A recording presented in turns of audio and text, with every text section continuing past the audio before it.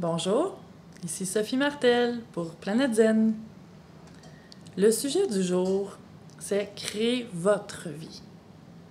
Si j'ai choisi de vous parler de ça aujourd'hui, c'est parce que je constate qu'il y a trop de gens qui ne sont pas les créateurs de leur vie. C'est dommage.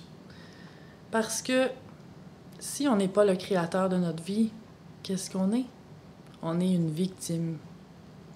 Êtes-vous la victime de votre vie, des circonstances ou des autres personnes? Avant de répondre non, parce que c'est bien évident que personne ne soit peut-être vu comme une victime, répondez pas trop vite. Parce que je veux juste vous dire que en chacun de nous se trouve une victime. Et c'est bien souvent la première partie de nous qui réagit quand il se passe quelque chose qu'on étiquette comme négatif. Parce que la victime, je vais vous en parler un peu, comme ça vous pourrez mieux démasquer cette partie-là de vous. Et si vous arrivez à mieux la cerner, vous allez pouvoir choisir d'être autre chose que ça. Donc, déjà en parlant de victime, je pense bien que vous devez avoir dans votre tête l'image d'une ou de plusieurs personnes de votre connaissance. On en connaît tous de ces personnes qu'on juge comme étant des victimes. Et ce sont des personnes qui passent leur temps à se plaindre, n'est-ce pas? C'est souvent comme ça que sont vues les victimes. Et oui, c'est vrai, ça fait partie de la description d'une victime, de se plaindre.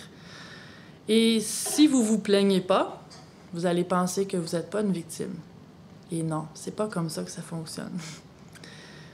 Une personne qui se plaint ouvertement, c'est pas différent d'une personne qui se plaint intérieurement.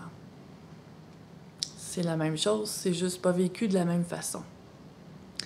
Donc, peut-être que vous dites pas un mot négativement parlant, mais peut-être aussi que vous passez votre temps à critiquer tout le monde à l'intérieur de vous, en silence. Ça aussi, c'est le comportement d'une victime. Je vous dis pas ça pour que vous vous empressiez de vous juger, de vous détester, de vous rabaisser, de vous taper sur la tête. Non. Mais si vous constatez ces comportements-là en vous, c'est que normal, vous êtes un être humain. Et c'est en le voyant qu'on peut le transformer. Si je vais plus loin maintenant dans ma description d'une victime, avez-vous déjà vu une victime heureuse? Moi, non. J'ai jamais vu ça.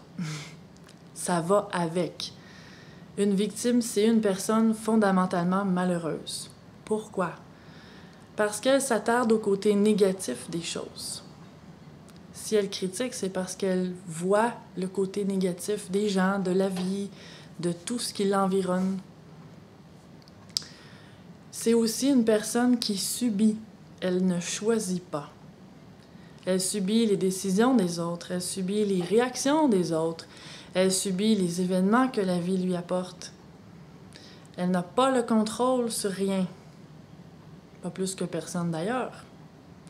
Mais c'est ce qu'elle voudrait avoir, le contrôle, inconsciemment. Elle n'a pas le pouvoir sur sa vie. Et si je vais encore plus profondément, une victime, c'est une personne qui vit dans le manque. C'est-à-dire que son attention est concentrée pratiquement toujours sur ce qu'elle n'a pas ou sur ce qu'elle ne peut pas avoir et qu'elle voudrait avoir. Dans ces circonstances-là, comment ça serait possible d'être heureux? Je vois pas comment.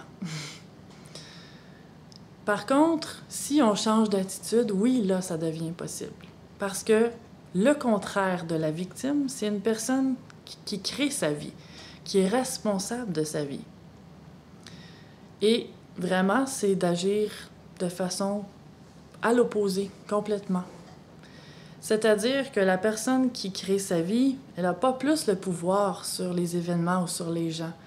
Par contre, elle a le pouvoir sur comment elle va choisir d'y réagir. Et c'est vraiment ça la principale différence, c'est que cette personne-là a le choix. La victime aussi a toujours le choix. Par contre, elle ne le sait pas. On est victime par ignorance ou des fois par paresse. Parce que c'est facile d'être une victime, c'est facile de projeter la faute sur quelqu'un d'autre ou sur quelque chose d'extérieur à nous. C'est pas évident de prendre la responsabilité toujours de ce qu'on vit. Parce que la personne qui crée sa vie prend la responsabilité à 100% de ce qui lui arrive. Et ça demande de l'humilité et ça demande du courage aussi. Alors, si vous voulez devenir la personne qui crée votre vie, c'est ce que vous avez à faire. C'est de toujours tirer le meilleur parti de chaque chose. Un petit truc que je vous donne, mais c'est pas nécessairement facile à appliquer là, c'est que souvent on a tendance à voir les choses d'un point de vue humain. C'est normal, on est humain. C'est-à-dire qu'un événement qu'on juge négatif ou un événement qui nous fait souffrir, bien, c'est pas évident à vivre. On n'aime pas ça, vivre ça. Et d'un point de vue humain, c'est vrai qu'il y a des choses qui sont horribles, qui sont terribles à vivre, qui sont épouvantables. Mais à ce moment-là, je m'efforce toujours de voir les choses d'un angle plus grand. C'est-à-dire que quand on voit les choses d'un point de vue humain, il y a beaucoup de choses qui nous agressent, qui nous dérangent ou avec lesquelles on a de la misère. Mais si on s'efforce d'avoir un point de vue plus large, un point de vue plus universel, c'est-à-dire que dans la vie, il n'y a pas de hasard. C'est-à-dire que chaque chose qu'on voit, chaque chose qu'on vit, chaque événement qui fait partie de l'expérience humaine est là pour une raison spécifique. Tout a un sens.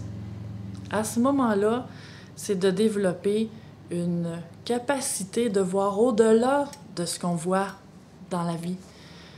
C'est de voir toujours la raison derrière laquelle il se passe quelque chose. S'il y a un événement négatif dans ma vie, ben c'est là pour une raison.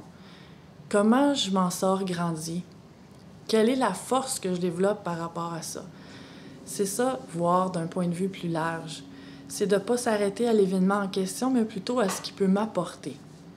À ce moment-là, on n'est jamais perdant. On est toujours gagnant.